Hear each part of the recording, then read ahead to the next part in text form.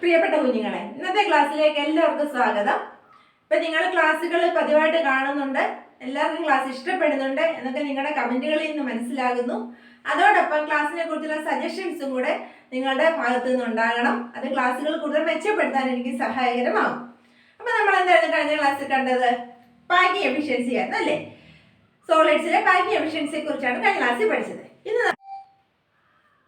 ഇന്നത്തെ വീഡിയോയിൽ നമുക്ക് സോളിഡ് സ്റ്റേറ്റിലെ ഒരു പുതിയ ടോപ്പിക് പഠിക്കാം. എന്താ, റെഡി അല്ലേ? ഓക്കെ, വന്നിട്ട് നമുക്ക് പഠിക്കാം ഡിഫെക്ട്സിനെ കുറിച്ച്. നമ്മൾ ആദ്യം പഠിച്ചായിരുന്നു ക്രിസ്റ്റലൈൻ സോളിഡ്സിൽ പാർട്ടിക്കിൾസിന്റെ അറേഞ്ച്മെന്റ് എങ്ങനെയാണ്? റെഗുലർ ഓർഡേർഡ് അറേഞ്ച്മെന്റ് ആണ് പാർട്ടിക്കിൾസിനുള്ളത് അല്ലേ? പക്ഷെ എല്ലായ്പ്പോഴും ഈ ഓർഡേർഡ് അറേഞ്ച്മെന്റ് കീപ്പ് ചെയ്യണമെന്നില്ല. ചിലപ്പോഴൊക്കെ ഈ ഓർഡേർഡ് അറേഞ്ച്മെന്റിൽ എന്തെങ്കിലുമൊക്കെ വ്യതിയാനങ്ങൾ, ഡീവിയേഷൻസ് സംഭവിച്ചെന്നിരിക്കും.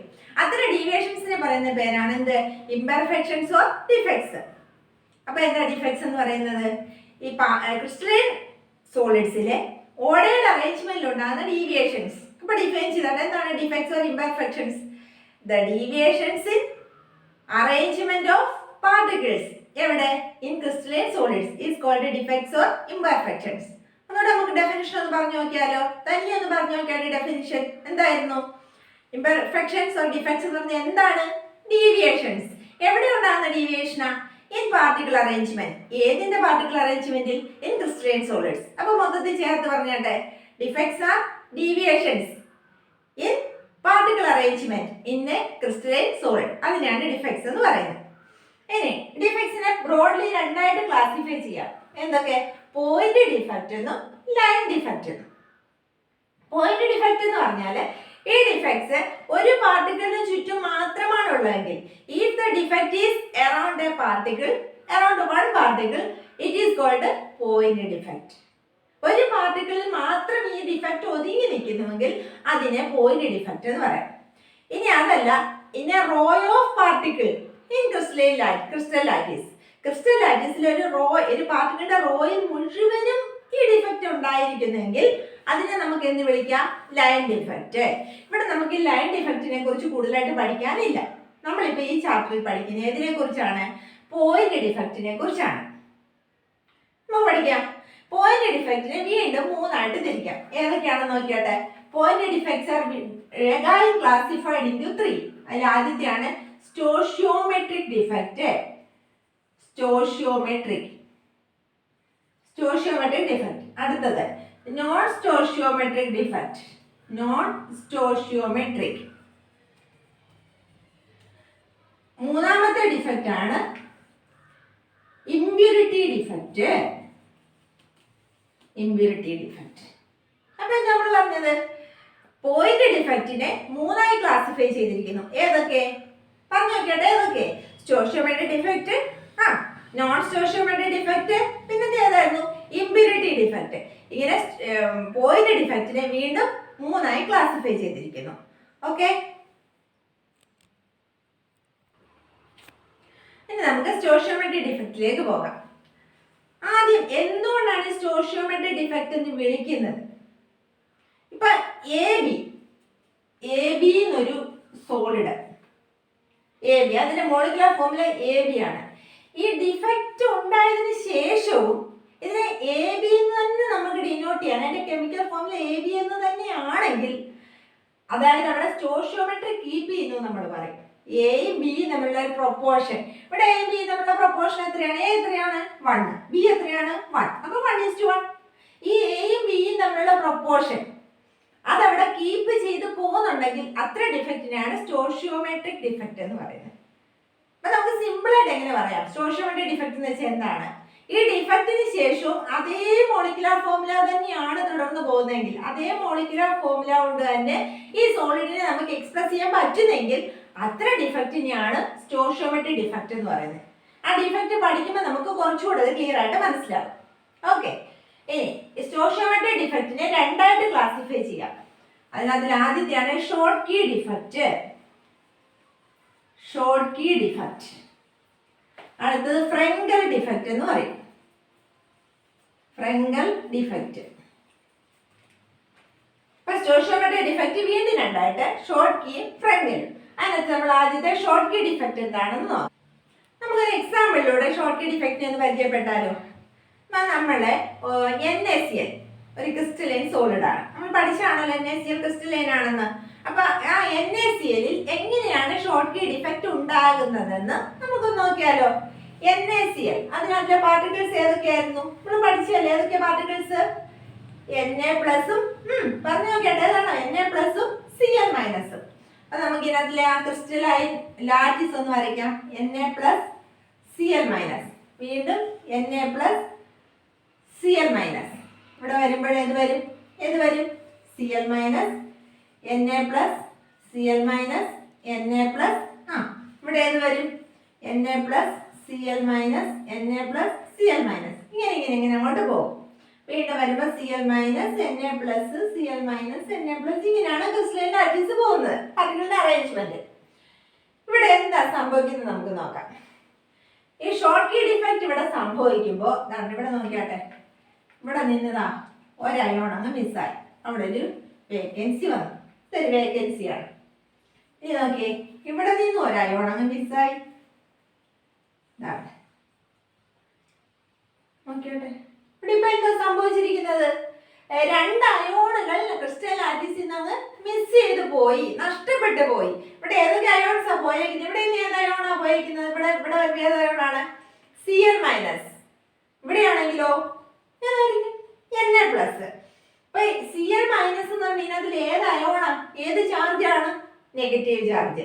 നെഗറ്റീവ് ചാർജുള്ള അയോണിനെ നമ്മൾ എന്താ വിളിക്കുന്നത്? ആനിയോൺ ആണല്ലോ. ഇനി അപ്പൊ ഇതെന്തായിരിക്കും? കാറ്റയോൺ ആയിരിക്കും.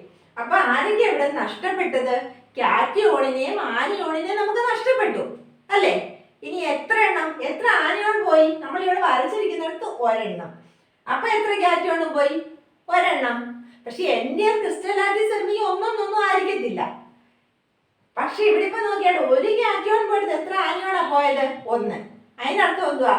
എത്ര കാറ്റയോൺ ആണോ മിസ് ചെയ്യുന്നത്, എന്തായിരിക്കും അത്ര തന്നെ anion miss ചെയ്യുന്നുണ്ടായിരിക്കും.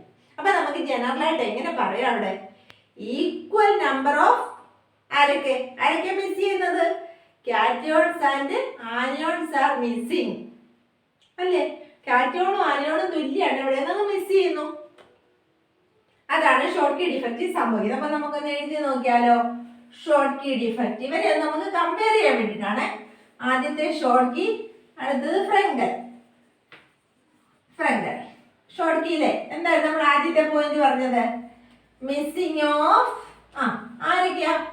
Equal number of cations and anions.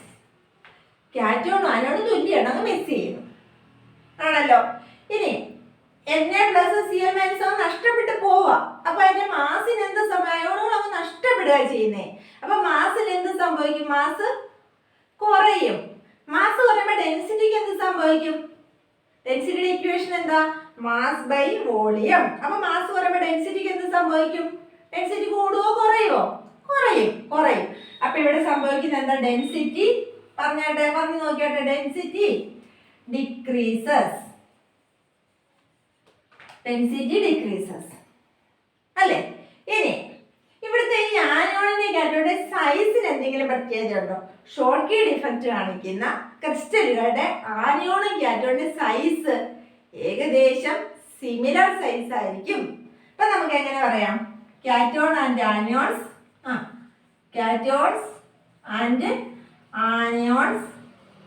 R എങ്ങനെയാണോ പറഞ്ഞത്? Similar in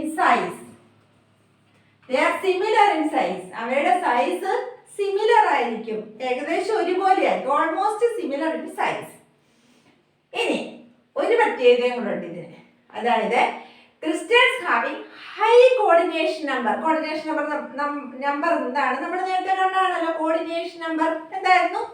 packing efficiency close പാക്കിങ്ങിലൊക്കെ നമ്മൾ കണ്ടാണ്. എന്താണ് കോർഡിനേഷൻ നമ്പർ? എന്തായിരുന്നു? ഓർത്താട്ടോ എന്തായിരുന്നു? Number of nearest neighbouring particles. അപ്പൊ ഈ ഷോർട്ട് കീ ഡിഫക്റ്റ് കാണിക്കുന്ന ക്രിസ്റ്റലുകളുടെ കോർഡിനേഷൻ നമ്പർ ഹൈ ആയിരിക്കും. അപ്പൊ നമുക്ക് എങ്ങനെ പറയാം? Compounds having high coordination number. ഇനി ഇതിന് എക്സാമ്പിൾസ്. ഫസ്റ്റ് ഗ്രൂപ്പ് എലമെന്റുകളുടെ ഹാലൈഡുകളൊക്കെ കൂടുതലും ഈ ഷോർട്ട് കീ ഡിഫക്റ്റ് കാണിക്കുന്നതാണ്. പിന്നെ നമുക്ക് ഇതിന്റെ എക്സാമ്പിൾസ് ഏതൊക്കെയാണെന്ന് നോക്കാം. Examples NaCl, KCl, caesium first group ആണല്ലോ, സീഷ്യത്തിന്റെ ക്ലോറൈഡ്, പിന്നെ സിൽവർ ബ്രോമൈഡ്, ഇതൊക്കെയാണ് ഇതിന്റെ എക്സാമ്പിൾസ്. ഇത്രയും കാര്യങ്ങളാണ് ഷോർട്ട് കീയെ കുറിച്ച് നമുക്ക് ഓർത്തിരിക്കേണ്ടത്. ഇനി നമുക്ക് ഫ്രങ്കലിലോട്ട് പോയാലോ. ഫ്രങ്കൽ നോക്കാം. അത് നമുക്കൊരു എക്സാമ്പിൾ എടുത്തിട്ട് ചെയ്ത് നോക്കാം. അപ്പൊ പെട്ടെന്ന് മനസ്സിലാവും. ഷോർട്ട് കീ മനസ്സിലായില്ലേ, അതേപോലെ പെട്ടെന്ന് മനസ്സിലാവും ഫ്രങ്കൽ. ഒരു എക്സാമ്പിൾ എടുത്ത് നോക്കിയാലോ. അപ്പൊ നമുക്ക് ഏതാ ഫ്രങ്കൽ ഡിഫക്റ്റിന് ഒരു എക്സാമ്പിൾ എടുക്കുന്നു, AgB. ഇനി നമുക്ക് ഫ്രങ്കൽ ഡിഫക്റ്റിലേക്ക് പോകാം. അത് നമുക്ക് നേരത്തെ നമ്മൾ ചെയ്തൊരു എക്സാമ്പിൾ എടുത്ത് ചെയ്ത് നോക്കിയാലോ. ഷോർട്ട് കീ അങ്ങനെ പെട്ടെന്ന് പിടികിട്ടിയില്ലേ, അതുപോലെ നമുക്ക് ഫ്രങ്കലിൽ ഒന്ന് നോക്കിയാലോ. ഫ്രങ്കൽ നമുക്ക് AgCl ഒരു എക്സാമ്പിൾ എടുക്കാം, സിൽവർ ക്ലോറൈഡ്. അയോണുകൾ പറഞ്ഞു നോക്കിയാൽ ഏതൊക്കെയാ? Ag പ്ലസ്, പിന്നെ ഏതാ? Cl minus. ഇനി അടുത്ത് ഏത് വരും? Ag plus Cl minus. വീണ്ടും ഇവിടെ ഏത് വരും? Cl minus, Ag plus Cl minus, Ag plus, വീണ്ടും Ag പ്ലസ് Cl മൈനസ്. ഇങ്ങനെ പോവല്ലേ അറേഞ്ച്മെന്റ്. ഇനി ഫ്രങ്കലിൽ എന്താണ് സംഭവിക്കുന്നത് നോക്കാം. ഇപ്പോ ഇവിടെ ഇരുന്നൊരു Ag പ്ലസ്, ഇവിടെ ഇരുന്ന Ag പ്ലസ്, ഇതങ്ങോട്ട് മാറി, ഇതങ്ങ് മാറി, അവിടെ അങ്ങ് വേക്കൻസി ആയി. എന്നിട്ടോ ഇവിടേക്ക് ഒരു Ag പ്ലസ്, ഇവിടെ ഇങ്ങോട്ട് മാറിയിരിക്കും Ag പ്ലസ് ചെയ്യുന്നത്. എന്താ? ഇരുന്ന പൊസിഷനിൽ നിന്നും ലൊക്കേഷൻ മാറി. അതിന് നമ്മൾ എന്താ പറയാ? ഡിസ്ലൊക്കേറ്റ് ചെയ്തു. ലൊക്കേഷൻ ഒന്ന് ചേഞ്ച് ചെയ്തു പുള്ളിക്കാരൻ. അതിന് നമ്മൾ എന്താ പറയാ? ഡിസ്ലൊക്കേഷൻ. ആരാ ഡിസ്ലൊക്കേറ്റ് ചെയ്തത്? Ag plus. Ag പ്ലസ് എങ്ങനത്തെ അയോണാണ്? ഇവിടെ ഏത് ചാർജുള്ള അയോണാണ്? പോസിറ്റീവ്. അയാളെ എന്താ വിളിക്കുന്നത്? കാറ്റയോൺ. അപ്പൊ ആരാ ഡിസ്ലൊക്കേറ്റ് ചെയ്തത്? കാറ്റയോൺ ഡിസ്ലൊക്കേറ്റ് ചെയ്തു. എവിടോട്ടാ ഡിസ്ലൊക്കേറ്റ് ചെയ്തത്? ഇവിടെ ഈ സ്ഥലങ്ങളെ വിളിക്കുന്ന പേരാണ് എന്താ? ഇന്റർസ്റ്റീഷ്യൽ സ്പേസ് എന്ന് പറയും. അപ്പൊ കാറ്റയോൺ എവിടേക്കാണ് ഡിസ്ലൊക്കേറ്റ് ചെയ്തത്? ഇന്റർസ്റ്റീഷ്യൽ സ്പേസിലോട്ടാണ് ഡിസ്ലൊക്കേറ്റ് ചെയ്തത്. അതുകൊണ്ട് നമുക്ക് ഫ്രങ്കൽ ഡിഫക്റ്റിനെ ഡിസ്ലൊക്കേഷൻ ഡിഫക്റ്റ് എന്ന് പറയാം, ഡിസ്ലൊക്കേഷൻ ഡിഫക്റ്റ്. അതും അല്ലെങ്കിലോ ഇന്റർസ്റ്റീഷ്യൽ ഡിഫക്റ്റ് എന്നും പറയാം. എന്തുകൊണ്ടാ? കാറ്റയോൺ ഡിസ്ലൊക്കേറ്റ് ചെയ്തു, അതുകൊണ്ട് ഡിസ്ലൊക്കേഷൻ ഡിഫക്റ്റ്. ഇനിയോ എങ്ങോട്ടാ ഡിസ്ലൊക്കേറ്റ് ചെയ്തത്? ഇന്റർസ്റ്റീഷ്യൽ സൈറ്റിലോട്ട്. അപ്പൊ നമുക്ക് എന്ത് പറയാം? ഇന്റർസ്റ്റീഷ്യൽ ഡിഫക്റ്റ് എന്നും പറയാം. അപ്പൊ ഫ്രങ്കലിനകത്ത് എന്താ സംഭവിക്കുന്നതെന്ന് പറഞ്ഞാട്ടെ. ആരാ ഡിസ്ലൊക്കേറ്റ് ചെയ്യുന്നത്? കാറ്റയോൺ. കാറ്റയോൺ എന്ത് ചെയ്യുന്നു? ഡിസ്ലൊക്കേറ്റ്സ് ടു എവിടേക്ക്? ഇന്റർസ്റ്റീഷ്യൽ സ്പേസ് അല്ലേ? ഇന്റർസ്റ്റീഷ്യൽ സൈറ്റിലേക്ക് കാറ്റയോൺ ഡിസ്ലൊക്കേറ്റ് ചെയ്യുന്നു. അങ്ങനെയാണെങ്കിൽ ഡെൻസിറ്റിക്ക് എന്ത് വ്യത്യാസം വരും? ഇവിടെ നിന്ന് ആരെങ്കിലും നഷ്ടപ്പെട്ട് പോകുന്നുണ്ടോ? ആരെങ്കിലും ഇവിടെ നിന്ന് ഇറങ്ങി പോകുന്നുണ്ടോ? ഇവിടെ ഉള്ളവരെല്ലാം ഇവിടെ തന്നെ ഇല്ലേ? ആരും ഇങ്ങോട്ടും പോകുന്നില്ല. ഇപ്പൊ ഡെൻസിറ്റിയിൽ എന്തെങ്കിലും വ്യത്യാസം ഉണ്ടാകുമോ? ഇല്ല. അപ്പൊ നമുക്ക് എങ്ങനെ എഴുതാം? നോ ചേഞ്ച് ഇൻ ഏതിനകത്തില്? Density. No change in density. ഡെൻസിറ്റിയിൽ ഒരു വ്യത്യാസവും വരുന്നില്ല. No change in density. ഇനിയോ സൈസ്. ഇവിടെ ആണെങ്കിൽ സിമിലർ സൈസ് ആയിരുന്നു. ഇനി ഇതാ ഇങ്ങനെ ഈ പോസിറ്റീവ് ആണെങ്കിൽ ഇങ്ങനെ കയറി എവിടെയാ ഇരിക്കേണ്ടത്? ഈ ഇൻഡസ്ട്രീഷ്യൽ സൈഡിനോട്ട് അയാൾ കയറി ഇരിക്കേണ്ടത്. ഇവിടെ ഞെങ്ങി ഇവിടെ കയറി ഇരിക്കണം. അങ്ങനെയാണെങ്കിൽ ഇങ്ങനെ സൈസ് എങ്ങനെയായിരിക്കും? ഒരു പൊണ്ണച്ചാരങ്ങി ആയിട്ട് അങ്ങോട്ട് ഇരിക്കാൻ പറ്റുമോ? ഇല്ല. പിന്നെയോ സ്മോൾ സൈസ് ആയിരിക്കണം അല്ലേ? അപ്പൊ കാറ്റയോണിന്റെ സൈസ് എങ്ങനെയായിരിക്കണം? സ്മോൾ ആയിരിക്കണം. അപ്പൊ നമുക്ക് എന്താ അടുത്ത് എഴുതാൻ പോയിന്റ് എഴുതാൻ പറ്റുന്നത്? Cation has small size. കാറ്റയോണിന്റെ സൈസ് ചെറുതായിരിക്കും. ഇനി അടുത്തത് ഇത് കാണിക്കുന്ന സോളിഡ്സ് ലോ കോർഡിനേഷൻ നമ്പർ ആയിരിക്കും. ലോ കോർഡിനേഷൻ നമ്പർ ആയിരിക്കും. ഇനി എക്സാമ്പിൾസ് എഴുതി നോക്കാം. AgCl നമ്മൾ നേരത്തെ എഴുതിയല്ലോ. കൂടാതെ AgBr ഉണ്ട്, AgI ഉണ്ട്. ഇനി സിങ്ക് സൾഫൈഡ് Zn. ഇതൊക്കെ എക്സാമ്പിൾ ആണ്. അപ്പൊ ഇത്രയാണ് ഷോർട്ട് കീ ഫ്രങ്കൽ തമ്മിലുള്ള വ്യത്യാസങ്ങൾ. അപ്പൊ നമുക്കൊന്നും കൂടെ ഈ ഷോർട്ട് കീ ഫ്രങ്കലും ഡിഫറൻസസ് ഒന്ന് നോക്കാം. ഒന്നാമത്തെ പോയിന്റ് ഏതായിരുന്നു? എന്താണ് ഡിഫക്റ്റിൽ സംഭവിക്കുന്നത്? ആദ്യത്തെ ഷോർട്ട് കീൽ എന്തായിരുന്നു? Missing of equal number of cations and anions. ഫ്രങ്കലിലാണെങ്കിലോ ഇങ്ങോട്ട് പോകാനായിരുന്നു പോകുന്നത്. Cation dislocated to interstitial site. രണ്ടാമത്തെ ഡെൻസിറ്റി. ഷോർട്ടിലെ ഡെൻസിറ്റി എങ്ങനെയായിരുന്നു? ഡെൻസിറ്റി കുറയുന്നു. ഫ്രങ്കലിലാണെങ്കിലോ സെയിം ആയിരിക്കും. അടുത്തത് എന്തുവായിരുന്നു നമ്മൾ പറഞ്ഞ പോയിന്റ്? സൈസ്. ഷോർട്ടിലാണെങ്കിൽ കാറ്റോണിന്റെ ആനോണിന്റെ സൈസ് എങ്ങനെയായിരുന്നു? ഓൾമോസ്റ്റ് സിമിലർ ആണ്. ഫ്രങ്കലിലാണെങ്കിലോ കാറ്റോണിന്റെ സൈസ് ഇയാൾ കയറി ഇടയ്ക്ക് ഇരിക്കേണ്ടപ്പോൾ എങ്ങനെയായിരുന്നു? സ്മോൾ സൈസ് ആണ്. ഇനി കോർഡിനേഷൻ നമ്പർ. ഷോർട്ടിലാണെങ്കിൽ ഹൈ കോർഡിനേഷൻ നമ്പർ, ഫ്രങ്കലിലാണെങ്കിലോ ലോ കോർഡിനേഷൻ നമ്പർ. പിന്നത്തെ എക്സാമ്പിൾസ്. എക്സാമ്പിൾ ഇവിടെ ഏതൊക്കെയായിരുന്നു? ഫസ്റ്റ് ഗ്രൂപ്പിന്റെ ഹാലൈഡുകളൊക്കെ ഏതൊക്കെ? NaCl, KCl, caesium chloride CsCl, പിന്നെ AgBr. ഫ്രങ്കലി വരുമ്പോഴോ സിൽവറിന്റെ ഹാലൈഡുകളൊക്കെ AgCl ഉണ്ട്, AgBr ഉണ്ട്, AgI ഉണ്ട്, പിന്നെ സിങ്ക് സൾഫൈഡും ഫ്രങ്കലി കാണിക്കും. ഈ എക്സാമ്പിളിൽ നമുക്കൊരു പ്രത്യേകത കാണാൻ കഴിയുമല്ലോ. എന്തായിരുന്നു പ്രത്യേകത? രണ്ടടുത്തുള്ള ഒരാളുണ്ട്, ഒരു പൊന്തിയായിട്ട് ചെയ്യുന്ന ഒരാളുണ്ട്. ആരാണ്? AgBr. അയാൾക്കപ്പോൾ എന്തിനുള്ള കഴിവുണ്ട്? ഷോർട്ട് കീ ഡിഫക്റ്റും ഫ്രങ്കൽ ഡിഫക്റ്റും കാണിക്കും പുള്ളിക്കാരൻ. ആര്? AgBr. ഏതൊക്കെ? AgBr ഏതൊക്കെയാ?